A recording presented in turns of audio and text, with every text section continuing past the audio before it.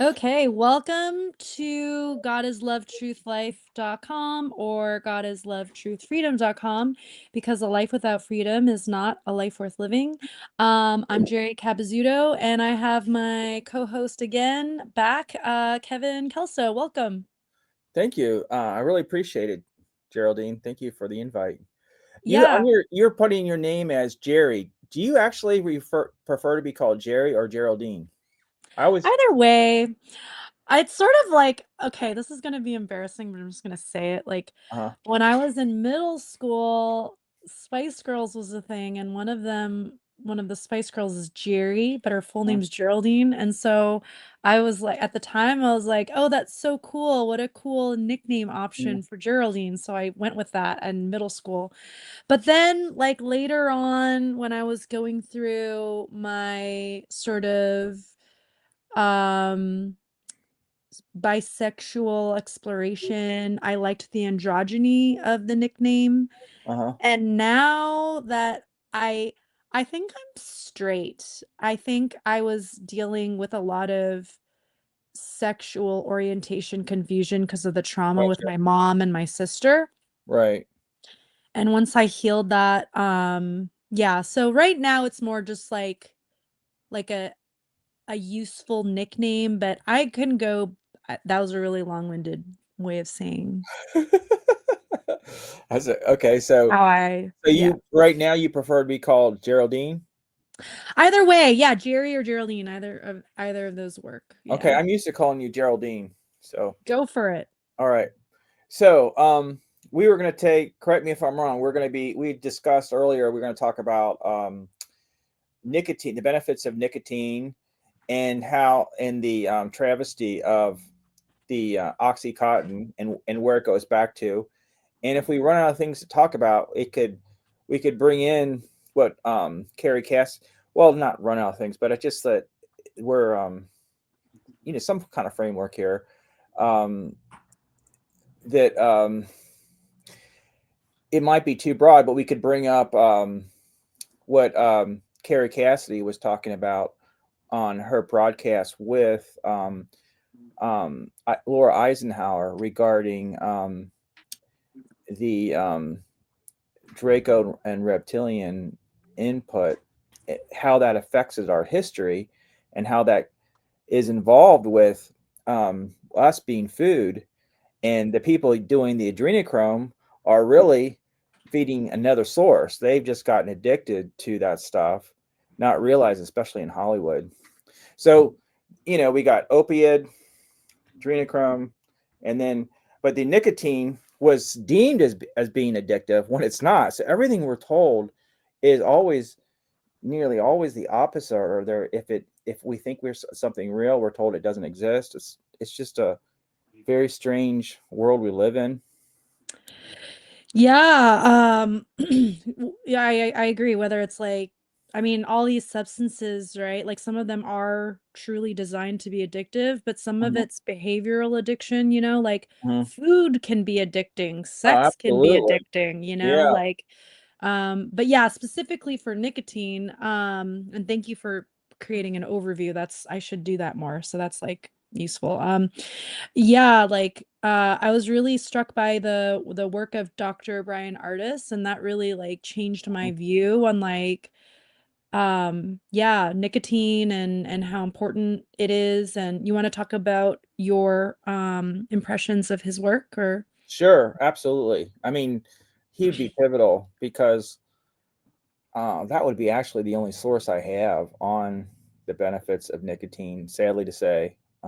But he corroborates with other people, other broadcasters that I've esteemed for years to be credible, and they picked up his work.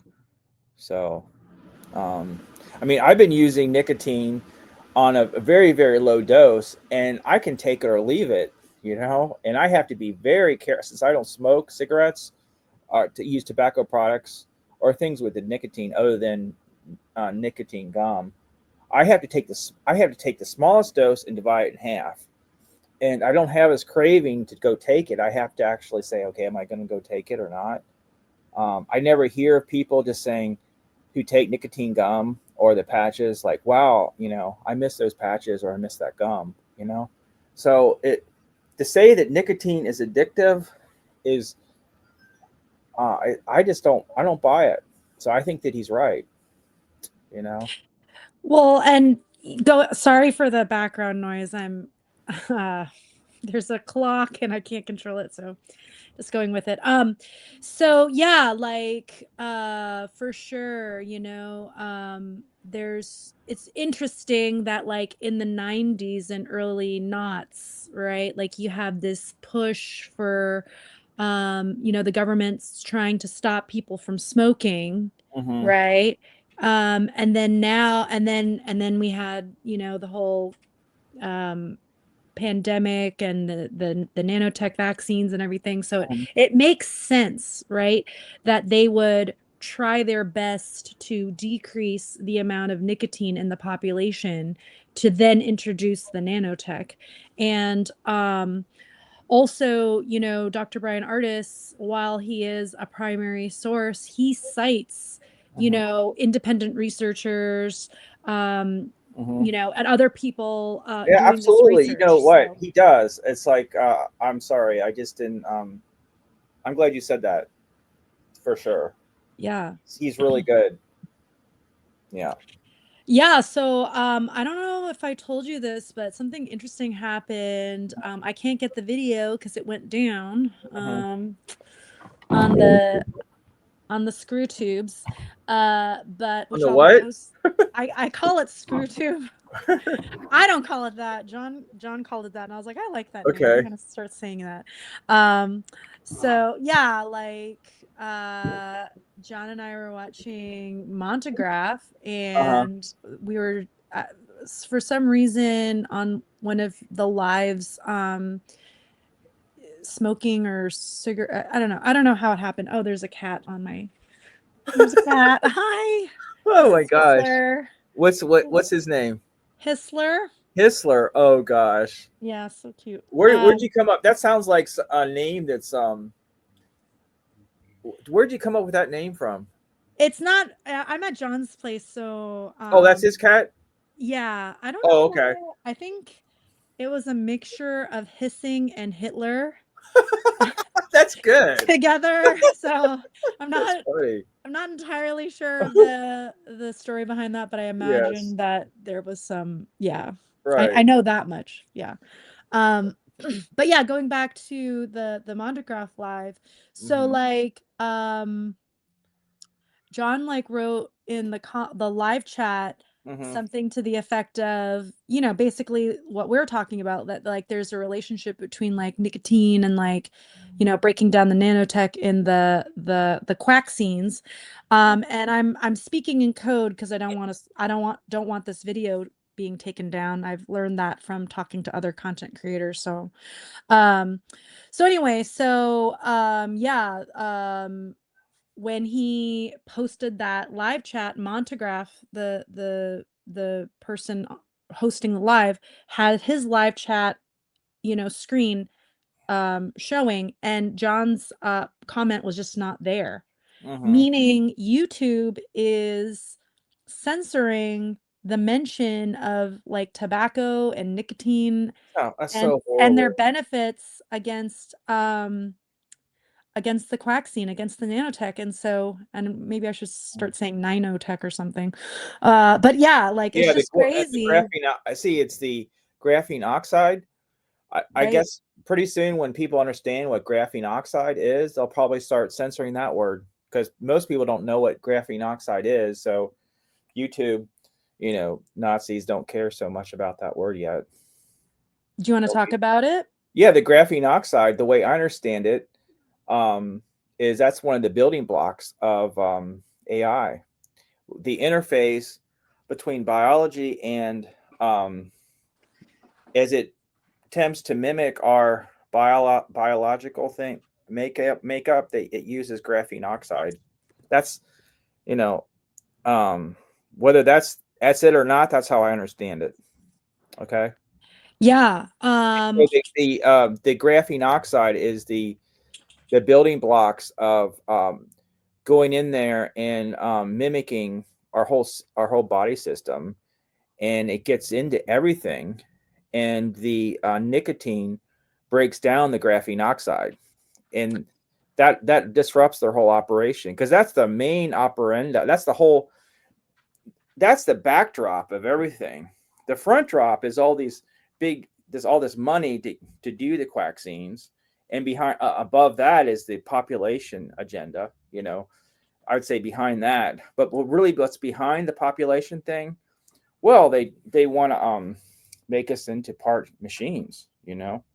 Right. And Yeah, and I heard the graphene oxides in our food too. Like it's just like everywhere, it's so horrible. not Yeah, just in the quaxines. Yeah. absolutely. Yeah. Yeah. It's Well, another reason to be taking it every once in a while. And eventually, when people catch on to this, then they'll make it so you can't even buy the nicotine anymore. And then it's just always like a dog chasing its own tail. Then they'll say, well, there's such a demand for this, it must be addictive. It's just like living in a cult. They just, it's so circular, the thinking. You know what I mean? yeah, it's like I often feel embarrassed now that I'm more aware of how I fell for it all, because it's like it's so obvious now. Um, but yeah, I think having gone through like my own shadow work journey, like um I'm reducing the shame, surrounding, because it's okay to experience that, but not to stay there, Sure.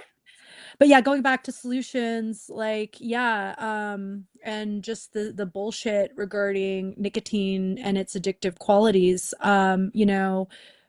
Nicotine is in a lot of nightshade vegetables, uh, Right. or fruits, I guess. So like, tomatoes, eggplant, it's in potatoes. And so for them to say nicotine is addictive, well then, you know, aren't these other vegetables that occur in nature addictive? Like, like where, like you can't say nicotine is addictive because it's like that's like happening in vegetables. You know what I mean? Well, the way I understand it with propaganda is that good, sophisticated propaganda is very expensive. You need like a ticket to a theater to pay for it. If you really want sophisticated Hollywood, druidic, dare I say, the wand, that kind of propaganda requires, people kind of know they're being tricked, but they're being entertained at the same time. But another way to create propaganda is to dumb people down and make their food inadequate and make them not think clearly. So then you can just skip out on work, and with a cheesy excuse, that because everybody has been made partially retarded. So that's a great way to make it. So you listen to the news, you only got 6 networks, and to listen to news, and people have got all kinds of dumbing down stuff in the fluoride and the chemtrails and everything. So and then they're constantly stressed. There's always a war going on. So hell, you could just make propaganda super cheap that way. But if your people are really intelligent, then you might as well just go ahead and do your job. It's like coming up with a sophisticated reason not to come to work that costs $300, but you only get paid 150. So, gee, you might as well just go to work, unless you really, really want to skip work and pay $300. People say, well, have at it. And that's the way, when I hear about sophisticated propaganda, I say, yeah, they'll do that only as a last resort. They don't want people to get too smart, so they have their backups. They'll allow Joe Rogan to do his thing because he took the $200 million. But once he gets out of line, they'll yank him too. So Yeah, he's definitely like, I don't know if he he's, took the $200 million is that he really wanted to do his own thing, and that's the way I understand it. Dark journalist Daniel List, he was saying the thing with Joe Rogan is that a long time ago he accepted the $200 million, and that's why he couldn't sue for defamation when they started yanking his chain over using ivermectin to cure his you know to cure his getting the cooties. Right, right. You can't even say that. It's just a Yeah. really weird word, strange world we live in. Well, yeah, I mean, we're doing the great work right now in that, we're fighting against the barrage of lies, right? Hmm. Like we just need to answer that signal Hmm. by creating this other signal, as much as we can. And yeah, like it's definitely um what keeps me going is looking at my own journey, like if I was as brainwashed as I was, and if I'm able to be where I am at now, given all the manipulation, given all the what they're Hmm. trying to do, and like I'm still connected to source, I'm still able to, you know, be here and fight it like and you are and every Hmm. people in our class and like if we can if people on that are doing the great work on the one great work network, Mark Passio, other truthers, like I feel like inspired by that, Hmm. that there appears to be growth. Is Hmm. it to the level that we would like? No, but yeah, like another thing, I know we didn't intend on talking about this, but just like um, in my work, I'm trying to publish stuff that's focused on like children, like and Hmm. because like they're focused on the powers that shouldn't be are focused on children. So I'm trying to like counteract that. Hmm. But yeah, so many avenues to battle. Absolutely. Yeah, I mean, you think about how well, we were going to talk about stick with nicotine and the opiate thing with the oxycontin and how it segues and the adrenochrome, but how children are being attacked with the epidemic of autism. It used to be something like 1 in 300. Now it's something like 1 in 52, and there's just um, so much going on in the public school system. Encouraging kids to make decisions you know that override their parents on really basic stuff. I mean, just the most what you would just be unheard of 20, 30 years ago. Um, like allowing them to, I think they can get pushing, I don't know what age they start, but pushing the idea that gender there's fluidity in gender. You can actually choose your own gender, you know? Yeah, totally. And it's also like, um, you know,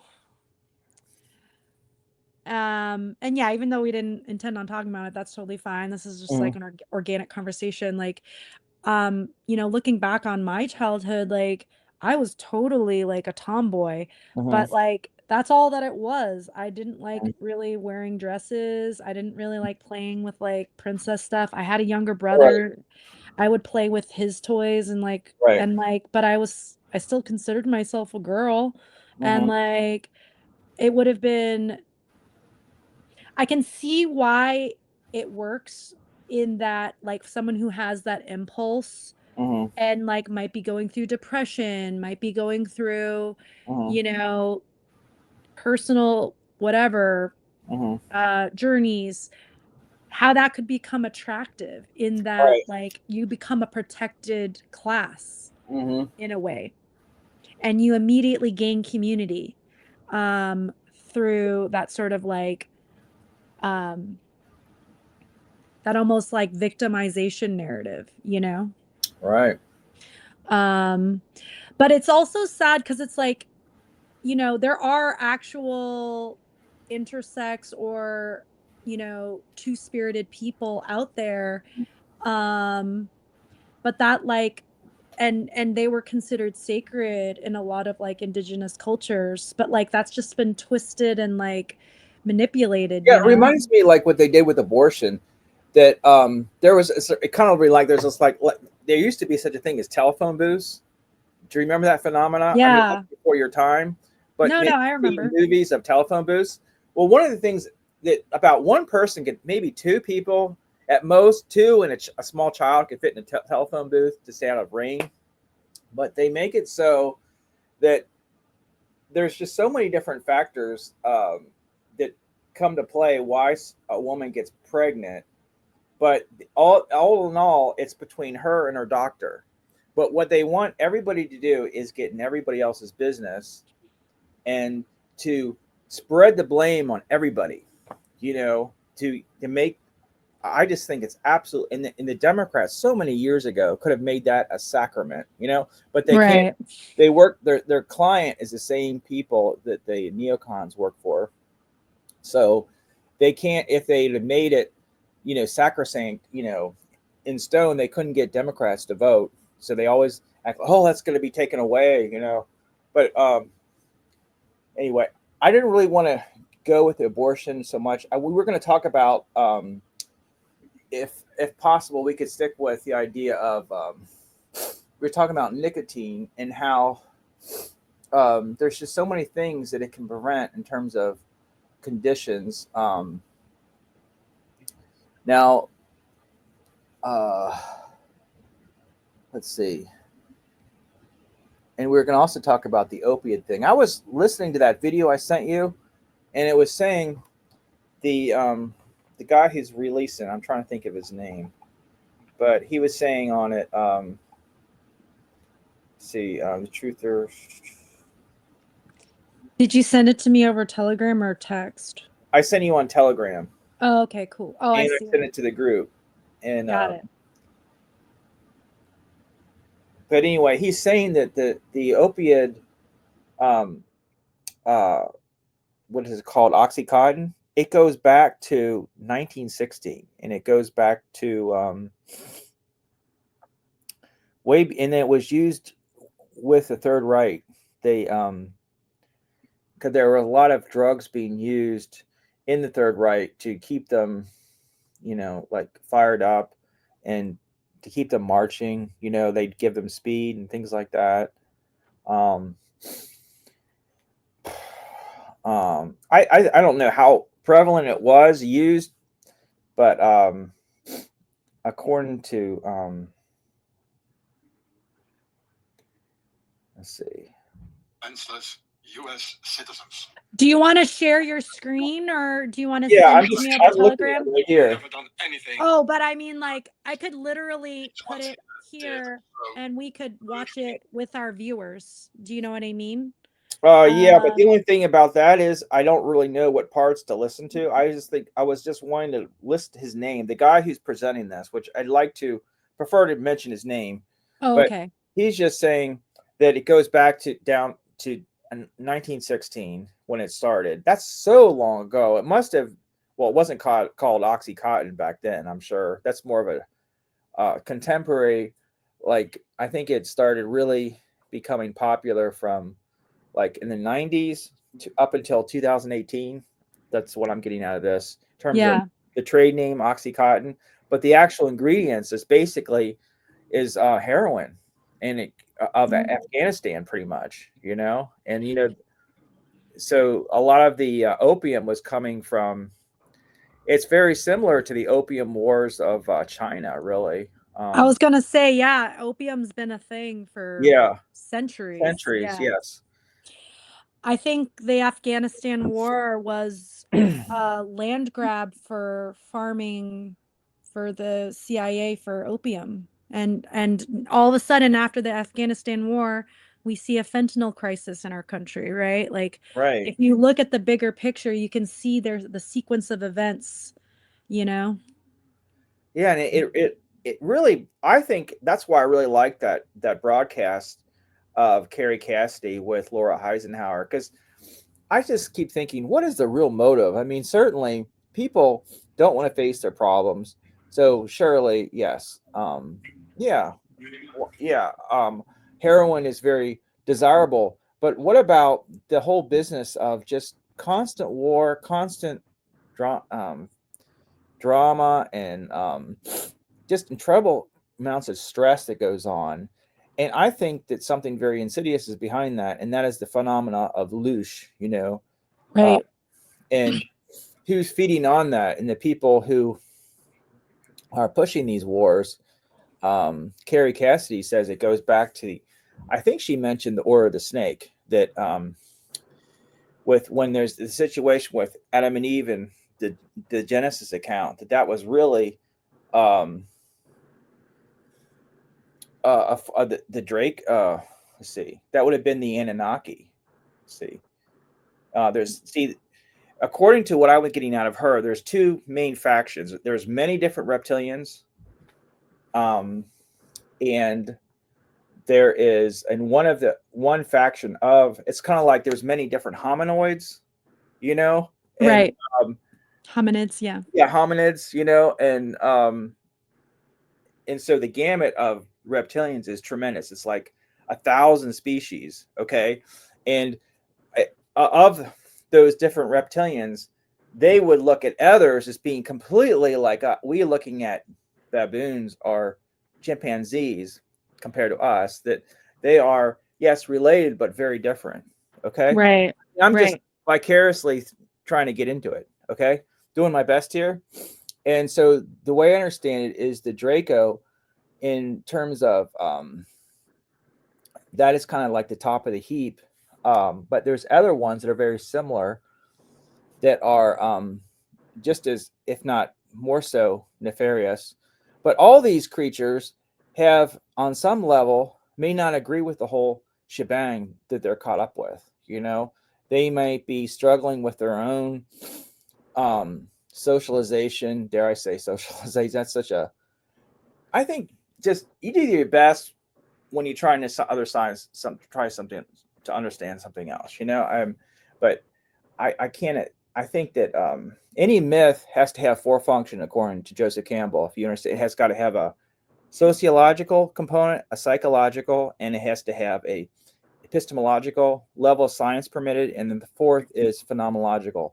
All four of those, and the more opaque they are, the more dysfunctional the myth is because of oppressive conditions. So if the science is really tampered with because you got a lot of slave culture going on, then there'll be more opaqueness in the epistemological. Okay, Right. and if there is, but oftentimes, according to Joseph Campbell, he was somebody I was really interested in before the Internet of Things, for about, because I was in a cult, and he helped me get out of, in terms of parallel development, Jungian psychology, the archetypes, that kind of thing. That Right. because academia goes fucking berserk if you talk about diffusion is a result of any kind of thing going on. They go ape shit over that. They just hate that.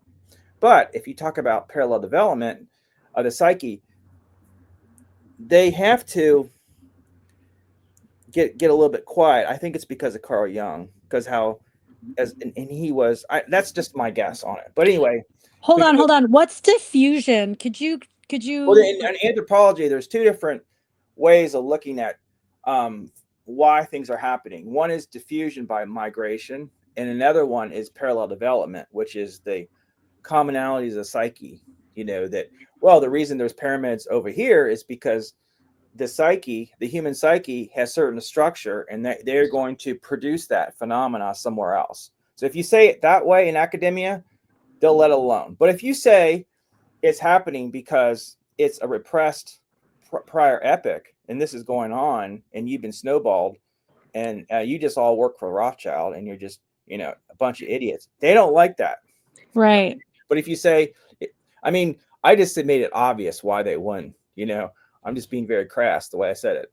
But if you say it's because of parallel development, and the only reason I think they allow that is because of someone like Carl Jung, who differed with Sigmund Freud. They won. Right. That's just my hunch. Okay. Yeah. But anyway, I'm getting out of a cult, and I found him. Remember Blockbuster, of all places? Yeah. Well, I found Joseph Campbell at Blockbuster. Really? That's And so I'm like 20. funny. I'm like, see, when I got in my cult, I was how old? 24. And I I discovered, always forget how old you are. yeah, I That's was so like, funny. let's see, I got in that thing when I was 19. I finally, off and on, I was in and out. And then I finally got out physically, that is, but struggled in to stay out. And the zealousness to stay out was by learning. I think that's what Jordan Maxwell was up with. And Right. he'd gotten out of that. But I was in it similar age that he was. That's the Mm. way I understand it. And so I got out by the age of 23. And so I discovered Joseph Campbell. Anyway, getting back to Joseph Campbell, he's just finding a functional myth on these 4 criteria. So getting back to, if you don't mind me getting back to the thing about reptilians, I just think that from a standpoint of myth, I'm looking at myth as in terms of, I think a pop culture way to describe it be better.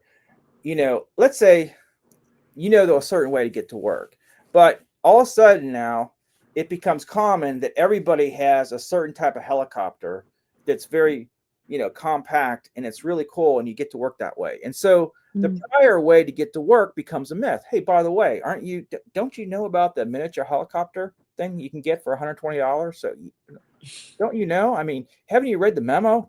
So that old way to get to work is a myth. Why would you do it? In fact, you don't Mm. run those roads because no one hardly does it anymore. But what happens when your helicopter no longer works? You know, or they make the helicopters too expensive now because they want you to do something else. So you can use the old roads, but you better have a Hummer to do it. So myth will show you an old road how to get there. You understand? Totally. And Totally. that's an analysis. So myths are true for their time based on the available, what are they? Epistemological, the permitted level of science, the sociological conditions of that time, the um, where you are in the life cycle in terms of psychology, the pedagogical, to teach. Right. That's where you get the word pet, to teach. And then, so the stages of the cycle is pedagogical.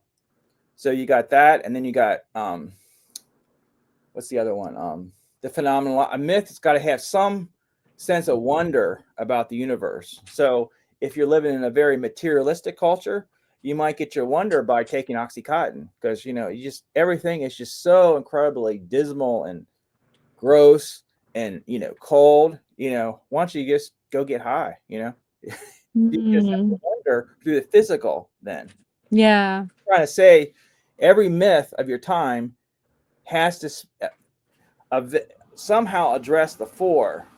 Okay, whether Right. the more repressive, the more dysfunctional the myth. And so that's why I liked him, because it rubs against the fraud of what's it called, um,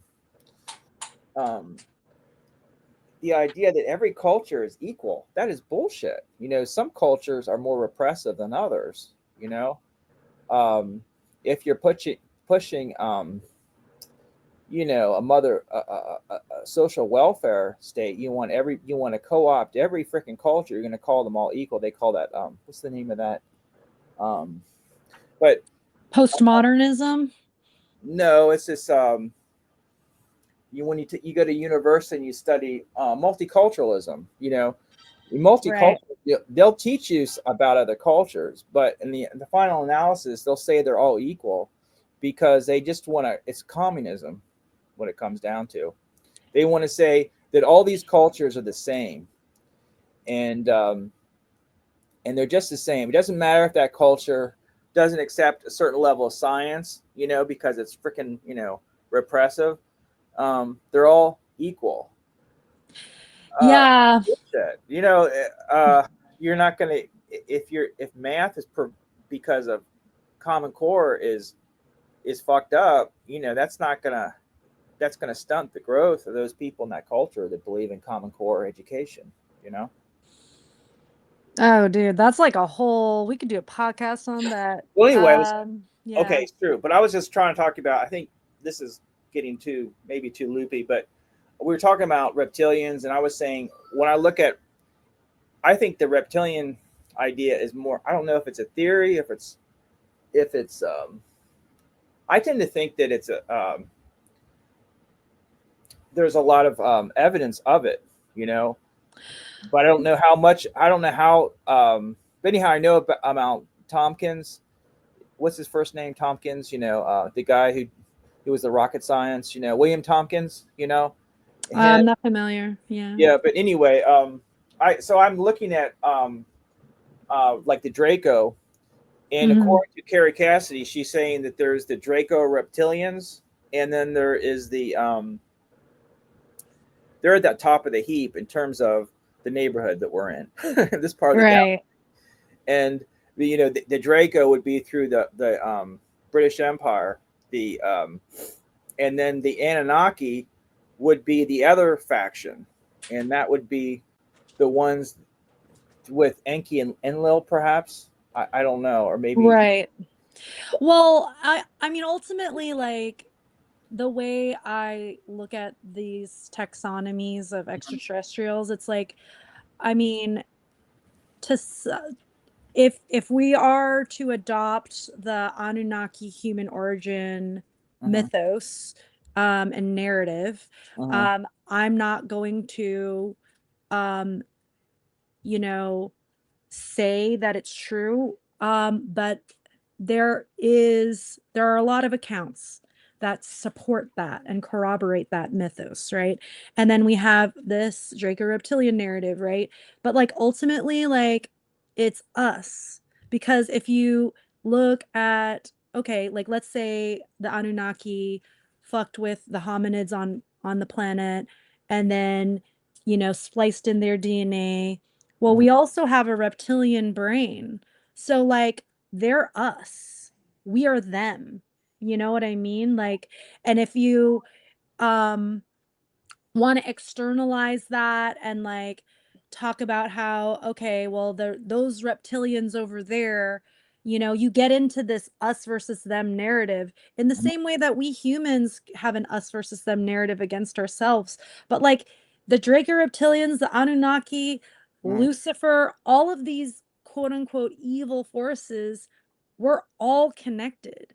Like we're all bound and emanating from source. And mhm. if you look at it that way, it's like, how do we transmute this dark period of which has lasted for millennia Mhm. that we're in, and how do we um move out and transform out of that space of binary duality, you know what I mean? I don't Well, know that's if I'm why we're making here. sense. That's Right, that's that's like why our we're soul here. Is mission. I always Yeah. thought that I'd rather just go listen to another YouTube video because someone else is doing it just as well as me saying it. But some certain people in the basically it's natural law is that do no harm is the way out of the forest, so to speak. It doing no harm, not stealing, that creates oh so many things. I want to say a level playing field. It's more than that, but that's a starter. Um, you, you just yeah. If you steal, if you lie, how can you even start a dialogue? You're dealing like Right. to a con artist. How do you talk with a con? Be a con. You can't tell a con any truth because they use the truth against you. You know. Mm. So if that's How so, I think that you got to be do no harm, not treat others as you want to be treated. But that's not just it. It's got to be because that can be true, but if it's jaded, it's not true. Is The main thing is don't do harm to other people. don't steal, yeah. Treating others the way you want to be treated. Well, that could be true as long as a person's founded in natural law. You know, but if they're fucked up, you know, that they want to be treated because they're fucked up, and they want other people because they're on something or something, then that's not going to work. But yeah, not treating others the way you want to be treated um, is a foundation. That's the way out. And I Right. start realizing that unless I start speaking out, you need people from different walks of life because this is a numbers game. Right. that's at least 52% of the population get it. And I kept thinking, if I just learn more and watch another video, that can become addictive. I want to watch another video, another one, and um, and I'm thinking, but you need to enter the fray, put some skin in it. Otherwise, it's not within the scale of I can't explain it. It's just not. It's got to be within one scale. Like certain buildings, like from an allegory. If they're too tall compared to the person, it's out of scale. It's dehumanizing. So you need to just be where you're at and what and do the best you can. But don't keep it all in. Um, Mhm. but part of me, I always wanted to keep it in too because I felt there was just so much dross out there, and I didn't want to talk to people in my own cult I was in because I felt like I still hadn't dealt with my own triggers enough, and I didn't want to get triggered by that. I felt, um, I mean, I've seen people really big into autism, and I felt like I at one time had some problems with that. And I think pretty much I've got that taken care of if I did. Whatever it is, don't be fucked up. That's the just try not to be fucked up. Or if you are, just kind of work with it. I think you're right. I think like, looking at this, as you said, this framework from Joseph Campbell, like in my own personal journey, like as I was doing my own Mm, shadow work with like my mom and my sister, with my um, sex addiction, mm, specifically with Asian women, and just going through that work process, once I healed that trauma, once I forgave myself and mm, my sister and mom, because I realized they're just children. They're mm, spiritual children. Like I don't I there's I don't associate with them. mhm. But I don't, you know, I've moved on, and I've oh crap, Histler's back. Hi. Oh. um, oh, Histler. Oh my goodness. Right. So yeah, like just like looking at the bigger picture, all of a sudden I started seeing not just like illumination in my own personal life and with my trauma, but like with the world, like seeing the truth of it. I Mhm. started really listening to this idea that like, oh, the quack scenes may be contributing to the epidemic of autism, Right. right? Um, and learning about how we're being poisoned in our environment and our food with the chemtrails, etc. Realizing that government is slavery, that it's like a false religion that is just like any other religion, and Right. just sort of, yeah, just all the layers started kind of coming away with that initial seed of just looking within myself first, you know what I mean? And Right. everything came out after that. Do you find that to be the case as well with your journey out of the cult that you were in? Yeah, I was also thinking of what brought me in the cult. I was thinking of a certain, I think, programming is in childhood. Because I was thinking my family origin was somewhat dysfunctional, and it. I was thinking how the cult very had some similarities with my family of origin, and how it resonated with me because of the similarity. And it was just familiar, the dynamic.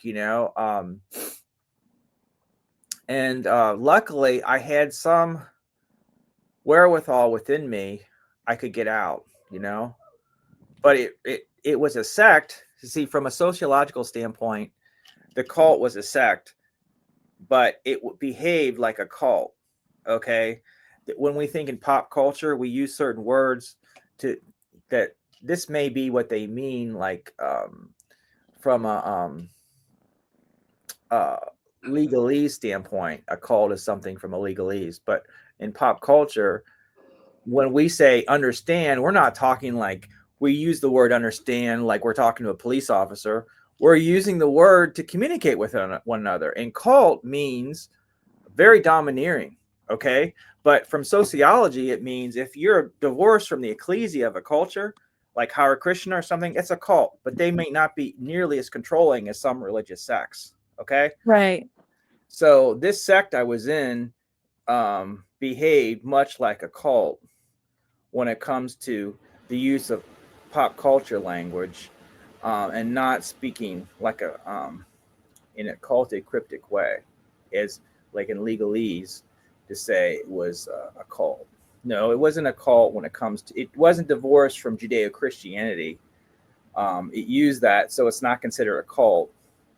And if it's divorced from Judeo Christianity and it's very control oriented group, it's considered a cult. You know, so you can just say it's a sect that's very highly controlling, you know. But most people just say, call it what it is, you know, like you see pornography. You say, you know it when you see it.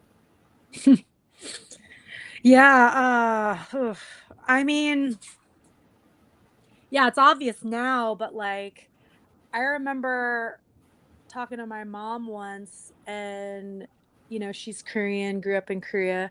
Mhm. Um and I think during the 70s when the Moonies were a thing. Do you remember the Oh, Moonies? yeah. My I'll mom never was forget. in I go ahead. You say something. my I'll think mom of was one. one. My Oh, mom was your one. mom was? Oh my God. I Yeah. think I kind of remember you saying that. Your mom was a Yeah. Moon? Yeah, and then Well, that I explains a lot. In retrospect, I remember you saying that, and I should have asked more about that big time. yeah, Um, well, we could but talk we don't about it. usually don't when we talk, we don't have a loss of things to talk about. So I think it's forgivable. But you know, whoa, your mom was a cult. I mean, She was in it. and Yeah, she and was a Moonie. she was a I met one. Moonie. I invited her over to my apartment a long time ago. Well, when I was living out in California many years ago, I was like 19, briefly out there for about a year, and I met this woman who was a Moonie at the university I was attending. Which Okay, where did you college. It go? was a private college I was going to out Okay. at age 19. NorCal or SoCal? It was in San Francisco. So is that Oh, okay. considered, what is that Cool. considered, north or south? North. Yeah, I used to live North. there. Oh, Yeah. okay. So anyway, tell me about your mom, is if you want to, or but your Oh, experience it's with that. fine. You Yeah, t- I mean, I only know secondhand from her, but she was saying oh, that she got like out of it. so yeah, so she realized something was up Uh huh. when she wasn't allowed to talk to her family, had to be with them all the time rather Okay. than, outside influence. Oh, so she was always out of it while she raised you. Yeah, she once she had me later in her life, so Uh like huh. so I didn't I yeah, this is So all when she had post. you, she was already out of the cult. Yeah. How did But she so get here's out? the thing. Well, so here's the thing, like, so once she realized it was kind of like fucked up that like she wasn't allowed to like talk out and communicate outside of the Okay. people in the cult she was in, she's like, well, I should just choose a religion that's time tested. So she became a Catholic, Oh no. which is yet another cult. Oh, big time. Well, You know what I'm I saying? mean, they're the top of So the heap when it comes to the London City, Washington D.C., and London City, D.C., and Vatican City. You know the triple state. You know about that are you talking about just the world overarching empire. I mean, satanic? Yeah. well, I mean, they controlled the world for I guess I don't know how many years. Some say 2000. I think it's more like 1500 years. You know. But anyway, I so mean, they still kind of do. anyway, yeah. Well, they do, Yeah. they use uniform commercial law, which goes back to canon law. But Right. anyway, let's get with your. So your mom became Catholic. I can see that though. I vicariously can relate to that. I remember. Oh my gosh, I always got to say something. But I remember, like for a while, I really liked Thomas Merton. I love his books. Oh my gosh. But you know, I always remember Thomas Merton when he went into this monastery. He's a marvelous human being. You know, I mean, but they tolerated him. You know, he was having Martin Luther King over and everything, and like Gandhi, but he was publishing a lot, and the Trappist monks, they tolerated him. He probably got assassinated, like Martin Luther King. But anyway, you're getting back to your mom. So she decided to go with the Catholic Church because she thought it's been time tested. That was her thinking. Is that what? Well, Correct me if I'm wrong. Is that what you said? yeah, in her myopic scope, Mm-hmm. the problem with the Moonies was that it was new, It was new. and it wasn't socially accepted as much as this other religion that is Mhm. older and accepted by I see social your. norms. Yeah, I see your But point too. but then when you realize everybody is in a cult, we're in a giant death cult in our current modern society, you realize it's all fucked up. But like, she thought it was a matter of temporality, which is Yeah, but almost it's hard for some comical. people to see that. It's hard for some people to see that. I think Yeah. the only reason I saw it was, what I haven't really figured. I think I do know. I just don't want to rattle on. I'd have to really search m- myself a little bit. I know the answer to that, but I think I'll be talking a while. And um, Well, I mean, going back to this idea of like, personal journey, shadow work, yeah, yielding to truth in general, yeah, right? Like, I'm very excited about, Mark Passio's shadow work hmm, seminar that he's going to do. That's going to right, be really, because I feel like in order for me to even bother to talk to regular hmm, kind of normie people about like what you and I are talking about, like I find that, and again, like going back to that Joseph Campbell hmm. framework that you talked about, like because they haven't done their shadow work, they're not even able to handle any of this information. Like they can't even conceive of it, you know? Yeah, but if more people were doing it, it really wouldn't be that difficult to talk about. It becomes more difficult because it's been deliberately occulted. I mean, Right. and then you got to spend a huge amount of time in a profession, and a lot of these professions are somewhat of a scam. I mean, not all of them, but I think plumbing's pretty obvious. That's probably what brought civilization was sanitation. I mean, I mean, as a speech therapist, I was basically working with vaccine injured children, right? aut- kids on the autism spectrum. Uh, Like, you know, I was part of the system, yes, and so, well, regrettably. yeah, well, right. You enter, and it takes an enormous amount of energy to learn a profession, and then interact with other people in that line of work, and then the profession to get credibility. It has to.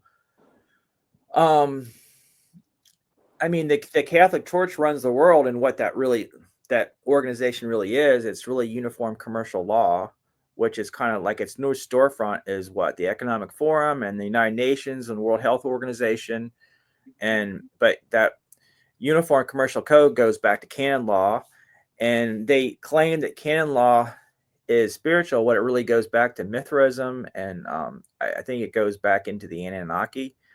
Let's see how probably I think I was just trying to think. Like I tend to think that the now that I'm going to sound a little bit whackdoodle here, but it could be whackdoodle. But I tend to think that as if it just now started the whackdoodle that I have to laugh at myself. The the um the Draco are like the Drac the Impaler, in the bushes, and how that goes back to the Windsors, and how the Windsors funded the well, uh, Adolf Hitler, and that is really really dark. And then you look at the Anunnaki, who pretty much made us, as the way I understand it. I think the Draco go back with the Rothschilds and with the Zionism, and then they kind of converge with their the Dracos would be more like the neocons, and then the the Anunnaki would be more with neo lib shit, shit libs. You know what I really like about our friendship is like I feel like we both, you know, John actually said like we can help awaken those on the left politically because that's our past. Like I think it's easier to wake up people um that are, Republican, they want less government, and then libertarians, they're minarchists, and then like it's easier to move them Mm-hmm. towards, voluntarism, anarchy. But Mm-hmm. for someone on the left, and you and I both have, mommy issues, what we used to, we've healed that. But like I think you and I specifically have um an option for those in that way of thinking to access and think about anarchy and freedom. You know what I mean? Right. I feel like we have that experience can help us talk to those people because we were them, you know? Right. Well, for a while though, I really got interested in the Republican Party. The like the more grassroots, not the neocon part of the Republican Party, but I really think that that politics. I mean, if you look at how concentrated everything is, its end goal to govern is to make people mentally ill and to make them screwballs.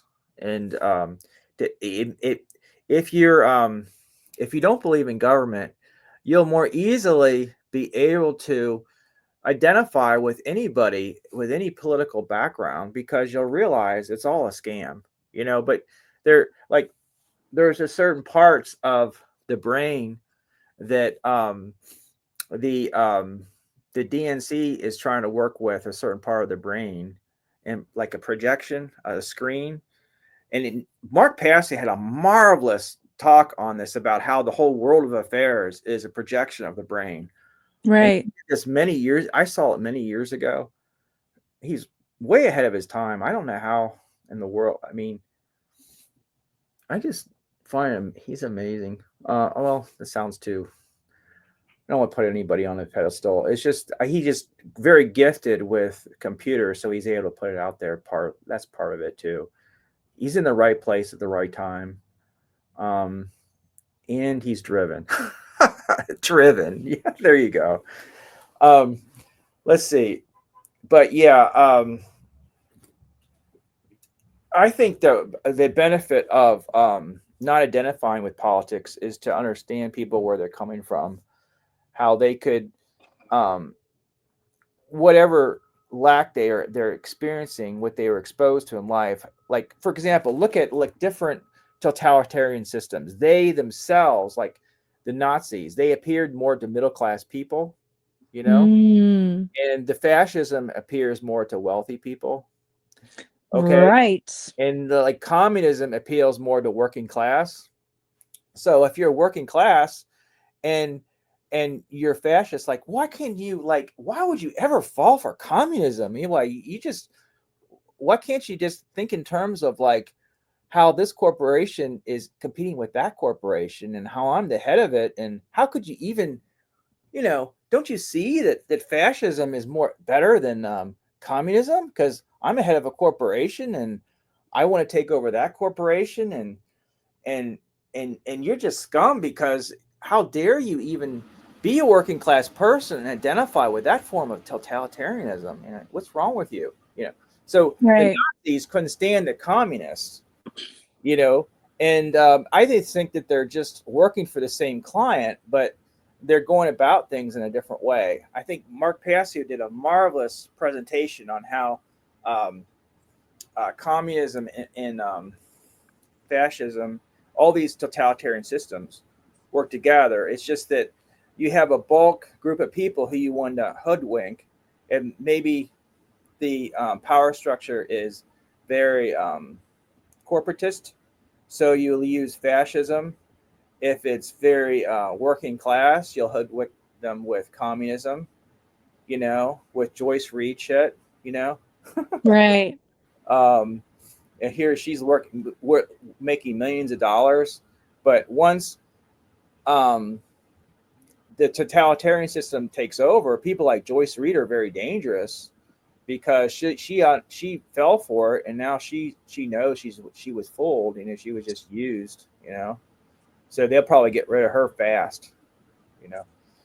So anyway, it's an interesting world. So if you um, I think that politics makes people mentally ill. In the long run. Um, Yeah, it's both the problem and the solution. Like the mind, if we can master ourselves mm-hmm. first, yeah, everything can be revealed, you know? Uh, Yeah, if but we like can it's first one of master those, ourselves, then everything else can be revealed. but it's like it sucks because it's like I I want others to experience the mental freedom I have, Mm-hmm. but I also can't do that work for them. You know, Mm-hmm. there I was not able to receive and really listen Mm-hmm. to truthers like Mark Passio. And we're mentioning him obviously because we're both in his How to Mm-hmm. Become the True Media class, which is still Mm-hmm. enrolling for next year. So if you're listening, you should check it out. Um, so yeah, like because I was able to do my own trauma work, shadow work beforehand, I was then able to listen to him. Whereas if I had listened to him back when he actually released his material in Mm-hmm. the early, I guess, or like knots or 2008, teens, 2000. When did he start? 2007, 2008. yeah, like I was totally mind controlled at that point. Like I was not, So what about what year were you getting out of this? dude, recently, like around the pandemic, like I was enthralled with everything. I mean, So part what of got it, you out of it was the seeing through suffering. the big push for the vaccines and the jab thing. Well, partly yes. I mean, I had to personally suffer to a point of just abject, like I I can't live on this planet anymore. Mm-hmm. To really like ask source for help. Mm-hmm. Um to then be able to climb out of that, to be frank. But yes, in terms of the COVID's pandemic, you know, having had a sort of pre-med background that's centered on germ theory, it Mm-hmm. was very contradictory um, to be so concerned about vaccinating everyone, but like and then getting mad at people that weren't. But it's like if the vaccines are working under germ theory, what does it matter whether or not people vaccinate or not? Because like it everyone's responsible for their own immunity. Do you know what I Right. mean? Like it didn't make sense. And there was all this like herd immunity suppression narrative and like Mm-hmm. so that was sort of like and like why do we need boosters and like why um you know why why are we making a big deal of a coronavirus, which is otherwise known as the common cold? Like, it all of it didn't add up given my knowledge base at the time. So that was sort of like, I started asking questions to myself about that, you know? As I'm listening to you, I was thinking about something George Maxwell said. And certain people are meant to know, and others are not supposed to know. In other words, where they're operating, they are closing off certain avenues in their thinking process. You see? And I always think in terms of, when you're on a road, it seems like it's just going this way, but it's going to keep going and going and going. And if little things we think and do now have huge consequences later on, like, you know, it, it affects our, we're very porous people, and then we are opened up to different dimensions. So a lot of times when we can't think of something, I think that we're kind of like antennas for knowledge, and we don't. The brain has it so that we can get information that's. I think Cedric, what was his name? I think his name was Cedric. um, he was saying, he was saying, Just search Cedric. Just kidding. yeah, but he was saying how I was dealing with death and dying. He has a lot of good stuff on that about how a lot of knowledge is outside of us. But I think if we open, so I'm just saying is that I think that certain people aren't meant to know because of the trajectory they are on in their life.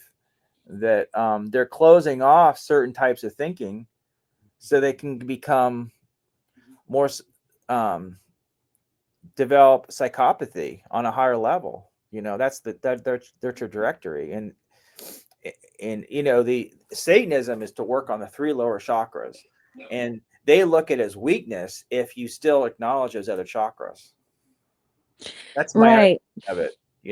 It's a form of looking at egomania as being sainthood.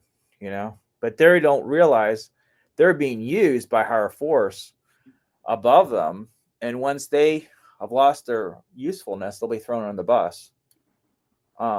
Like Joy Reid or someone like that, who uses that cultural appropriated hairdo, blonde hairdo. And no one calls her on that, how she's culture appropriating white characteristics, because of, it's just propaganda is just so over the top, all over the place. Mm. Yeah, I'm thinking about what you're saying about how some people are closing themselves off from their own Mhm. potential and freedom. And it's just, um, what can we do but just keep trying to get through to them? Like, I mean, people like, so like Jay Parker was like very, like his work really opened me up to thinking in a different way. Right. Marcasio, Laura Eisenhower, what like thinking about that. Um, so yeah, it was through people like us that helped me. But I also had to suffer personally and work through that personally too. So it's both. And um Yeah. it's like It is both. when Yeah. you're working with an addict, when you're working with someone enthralled with the physical, with the material, um, you can't get them out of that addiction. That's their work to do. And knowing that sucks It does. because it's like at a certain level, at a certain point, there's only so much talking we can do unless the person listening does their end of the job, you know? Right. So yeah, I mean, I we're really just targeting a little over half of the population. So that's what I and like for those that aren't able to or will never, maybe in the next lifetime, hopefully. Right. So, Yeah. I tend to think that we have other lifetimes because I tend to think that if, well, have you had a past life regression analysis of any kind? all I can tell you is that oftentimes when we don't get something right, we're doomed to repeat it again later on. And also, and then we graduate onto other levels once we figure it out. So I hope if I have to reincarnate, I sure don't want to have to come back to this place. You know, I just do the best I can in this life and try not to take myself so seriously. You know, it's easier said than done. You know, I think What about keeps things like I took seriously 10 years ago, and I think like, well, you know, like sometimes the you know, it's not. Sometimes we get what we want, and then we're we're stuck with what we wanted when it really wasn't. It was just the ego fooling itself into thinking that's what it was. You know. Um, so I think humor really helps. But I'm not. I always like listening to Jimmy Dore because of that. Um, he's one of the few people who can get me to laugh. Um, Yeah, I love humor. Also music I find healing. yeah, Certain kinds, right? Because a lot of the industry's compromised, but yeah, and they use certain frequencies to dull our brain too, like yeah. frequency 444. Is that what it is? 4/4 time. Yeah, Is like that what it pretty is? much all popular music is in 4/4. Yeah. I mean, so it's just incredible. But I think as more people wake up, we won't be flying against the wind. That a lot of this stuff will be more common knowledge, and it's the culture will move in the right direction. You know, and it's important. It's like I get tired of picking up trash when I go outside. I do, but it's like I was at of all places where I shouldn't be, but I try to choose my battles. I was at Walmart and I had to go to the bathroom and someone had peed on the toilet and I thought someone didn't give this dude, you know, good, you know, parenting. That was the first thought. It might have been a kid, just Yeah, saying I as a know. But mom. I was thinking probably someone who's like 15, 17, 18, maybe. And so or worked there and kind of pissed off, you know, that didn't want to. So okay. So, but then I thought to myself, there was no toilet paper, and they probably pissed on the ground because they are pissed off that there was no toilet paper. You know, I mean, this is interpretation. Instead of telling Walmart to go ahead and put in more toilet paper in there, but you know, like who runs Walmart is very sinister, you know, and they encourage us to act out and to be lower functioning because the Fortune 500 are satanic, and if we can be dysfunctional, we need to be governed. Okay. Well, Walmart is a play on martial law. And Yeah, I John was showing me these interesting videos I that shouldn't do that. like, It's pretty gross. I do that oh, with my that's kids. okay. It's not gross. It's part of you. That's You know what I mean? that's funny. I actually want to do stand up. I think that'd be That's funny. so You know, funny. like we should do that That's more. not gross. That's part of you. Well, Yeah. um, yeah, I'm forgetting that I'm on camera, but That's okay. gotta have That's awesome. some. That's what editing is for, by the way. We're supposed to be learning that in Mark Passio's class. I I finally started video editing. It's like once you get it, it's like Yeah. it's not so bad. I was like very overwhelmed by all the controls. Uh Like I huh. was like, there's so many, I don't know what all these things do. Uh And huh. so I would just freeze up. Hi, what's your cat's name? This is this is this is Alex. Alex. That's right. I Yes. forgot.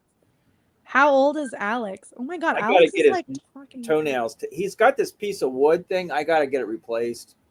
Gets it. He takes care of his nails that way.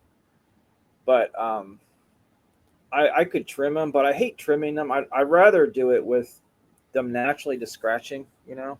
How do you have cats, John? I've sort of adopted John's cats. Oh, I wonder how Yeah, he takes. I think most he cats has they a take care of scratching it. post for Right. them. Yeah. Alex is amazing. He's just like letting you, he's like There we go. cuddling with you. He's almost like a baby. Yeah, he's adorable. Aw. Felix is awesome too. They're both good. Dude, I totally get why the Egyptians like considered cats sacred, you know? They're I know. awesome. What was the reason? Let's see. It was because of they felt that they were open to other um, unseen forces. Isn't that it? And they I also mean, kept away things undesirable. You know. I've definitely had, I don't know about, I've never had a cat in my life, but I know when I had a dog, he would sometimes bark at Mhm. certain people or like corners of rooms. Okay. So like I sometimes wonder if he saw stuff on another dimension that I as a human just or visible spectrum even that I just wasn't able to see, you know? Yeah. And it's a reminder of how they're sentient beings, you know, and how so many creatures could be equally sentient that, you know, if we had them as domesticated pets, if most people were encouraged to have like 10 acres, if you took the whole world population and put them in Texas, almost everybody would have an acre. Not quite. You know, that's Yeah. how big this world is. Yeah, it's But but bullshit, the whole population problem, yeah. yeah. But anyway, we're gonna.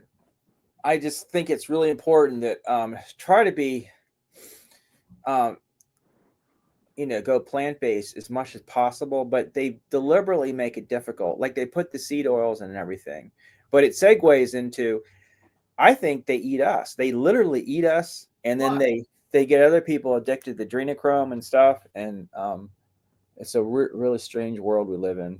Um, very mysterious, yet the answers are out there. Um,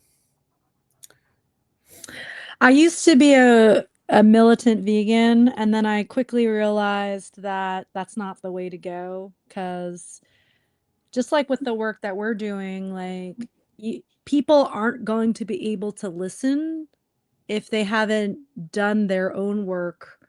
And so why am I beating them down on something that they're not even able to hear or receive, you know? hmm. So I just try to meet people where they're at now instead of just because like our community is so small and I realize that like if I start shit with people, like it just further atomizes us and like that's not the point, you know? Well, I So think constantly to think in terms of this is why I don't care for. I think collectivism is very pernicious. You know, you can always find somebody else doing something else as an excuse not to be doing what you're supposed to be doing. I mean, it's just vapid. You know, it's like it's your own conscience is there, and you need to go. It's whether you're going to go forward or backwards. You know, I'd rather go the right direction than the wrong way. Okay, and well, you can always find somebody else that is going the wrong way, but you don't know where they've come from, what they're dealing with, um, what their circumstances are. You know, so many different things. Maybe they're going through a combination of upheavals in their life. Think in terms of what you got to do. You know, um, and don't I'm compare yourself to other. And the thing is there's so many things in the culture that we do compare to other people, but that's different. Like you're going to compare product, you know, what's the consumer satisfaction on that, we require this for admission. That has to do with quality control, you know, but you're not a statistic in, you know, that is really materialism big time. You know, you can't do that with yourself. You see, yeah. I think kids get. I used to get confused with this when I was a kid. I would say, I remember them saying, you know, don't compare. But when it came to push time, when it came to grades and things like that, and who gets the the Gucci belts and all that kind of stuff, Seriously. Gucci belts are probably leather. I'm just using that as I'll never forget someone mentioned that. I thought it was so funny. I remember like there was a men's movement back in like the '90s, and some famous dude was saying how they getting all the goodies and stuff in life, and who do are the ones who, we can't compare ourselves to other people. And so that's just a matter of being diligent to do that. It's kind of Right. like it's almost kind of, it's a little bit, we live in a materialistic world that really doesn't want us to do that. It's, if it, see, my view is the world is running on loosh, you know, Yeah. and if it's running on loosh, we're being used in a very nefarious way. So you can get loosh from what? Um, lust, um, anger, dread, fear. Here. Um, I guess the only one that's really desirable in terms of people will go for lust, if of all the others are pretty undesirable, but still lust is very exhausting. I mean, it might be good at the time, but it's like, when is it going to end? It always leads to wanting more, and never being really ultimately satisfied. So I don't think any of them are a good way to go, in terms Right. of dwelling on. Um, that's why I really think I'm really glad a long time ago I made a decision not to watch porn. I that in video games. Oh my gosh. I just wanted you to say hi to Buck. Isn't he so cute? That's Buck? Yeah. Yeah. I'm not set up What to have how old animals. is Buck? I actually don't know. How long have we been on the phone? I mean, on the not phone. We can wrap up soon. Yeah. I was saying it was, anyway, I think we kept up to I don't have, I'm not in a rush to go. We can keep going. But how are you doing well, time wise? well, we can kind of tie it all together. I was just gonna say like, yeah, like there's there's ultimately so many different kinds of false dichotomies out there, you know, but the real ones that we should concern ourselves with are like fear versus love, and like freedom versus slavery, and like going back to what you're saying before, like, you know, let's just like not concern ourselves with what other people are doing. 'Cause Right. that's the fucking problem. People just need to mind their own fucking business. Stop imposing your shit on me, and I'm not gonna impose my shit on you, you I mean, you can know? always find some justification for doing anything by looking at what somebody else is doing, and that is, to me, just total. That's like solipsism, you know. Um, I'm being it's surrounded by animals right now. I literally have 3 animals on me. Sorry, go ahead. so the fact that I'm saying it shows you. One time, that's where I was at certain times. I mean, I I guess really it's there for me, but it's probably something I keep at bay. I trying to talk about staying on path as best I can. You know, How how are you doing that on a more daily basis? Like, what I try to eat. practices? I try to stay as vegetarian, and I prefer plant based food, and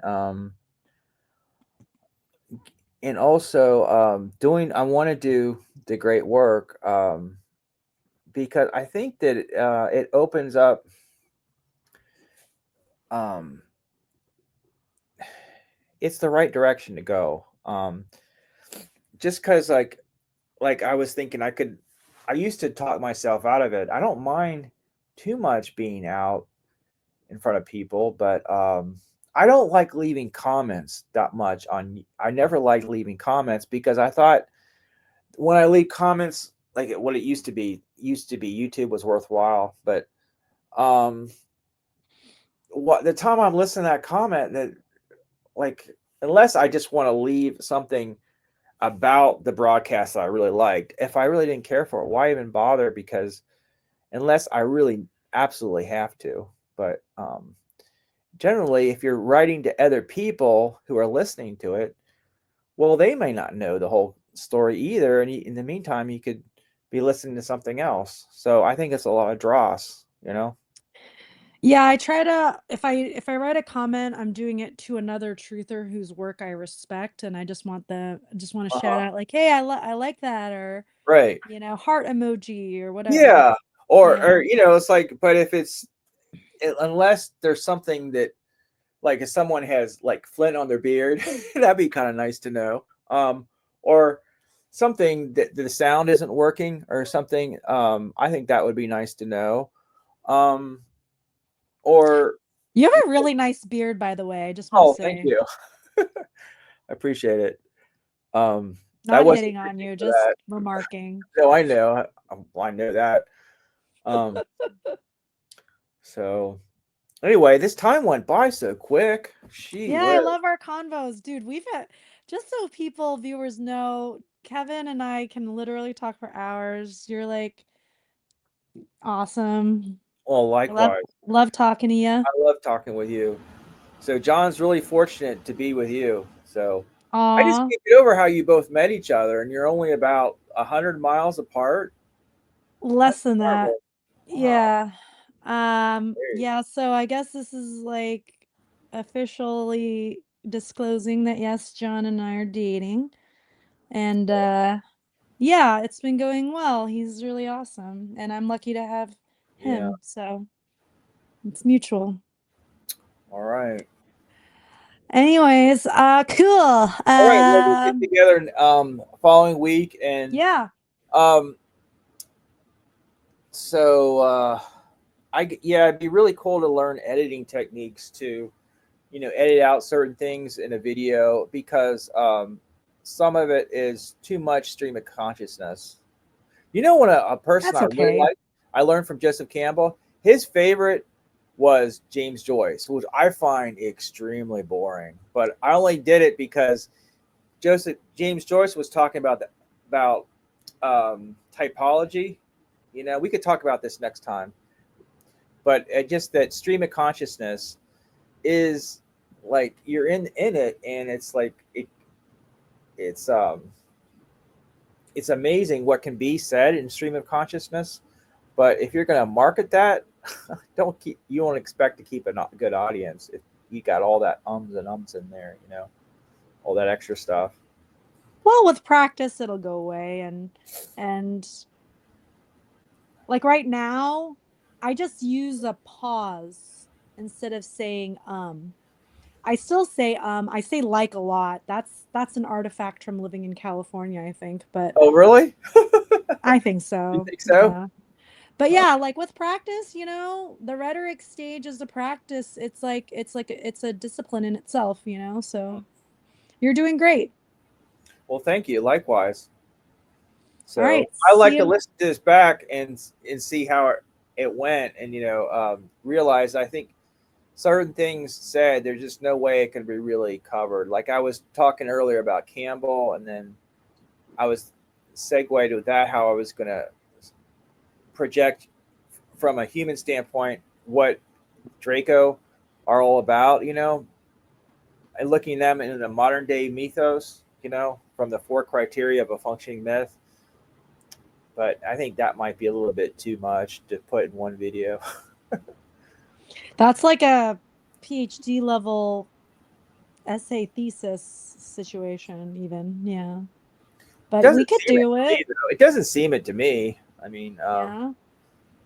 it's just Okay. four parts to a functioning myth. You got the sociological, science, was epistemology, the wonder, which is the phenomenological, and the pedagogical, which is the stages of life cycle through psychology. Right. Those four criteria, the more oppressive, the more opaque. One, like if it's repressive, then one of those areas is going to be opaque, like a stained glass window. And the more transparent, the more light will shine through. You get something like Tesla can happen, where you transparent to transcendency. That's kind of highfalutin language, but that's the best I can do at the moment. All right. Well, I let's love do it. this again. Yes. All right. See you next time. I'll Okay. send you See the you. recording ahead of time. Okay. All Bye. right. See you. Bye bye.